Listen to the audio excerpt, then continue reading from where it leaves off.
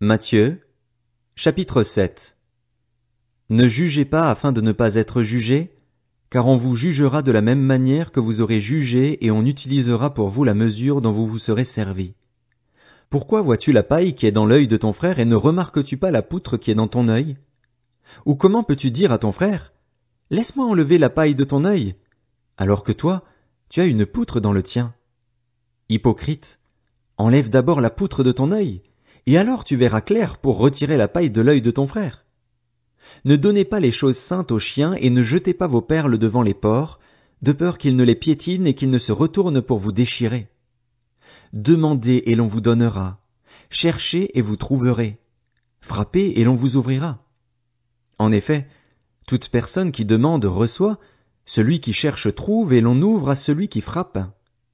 Qui parmi vous donnera une pierre à son fils, s'il lui demande du pain? Ou s'il demande un poisson, lui donnera-t-il un serpent? Si donc, mauvais comme vous l'êtes, vous savez donner de bonnes choses à vos enfants, votre Père céleste donnera d'autant plus volontiers de bonnes choses à ceux qui les lui demandent. Tout ce que vous voudriez que les hommes fassent pour vous, vous aussi, faites-le de même pour eux, car c'est ce qu'enseignent la loi et les prophètes. Entrez par la porte étroite. En effet, large est la porte, spacieux le chemin menant à la perdition, et il y en a beaucoup qui entrent par là, mais étroite est la porte, resserré le chemin menant à la vie, et il y en a peu qui les trouvent. Méfiez-vous des prétendus prophètes. Ils viennent à vous en vêtements de brebis, mais au-dedans ce sont des loups voraces. Vous les reconnaîtrez à leurs fruits. Cueille-t-on des raisins sur des ronces ou des figues sur des chardons? Tout bon arbre produit de bons fruits, mais le mauvais arbre produit de mauvais fruits.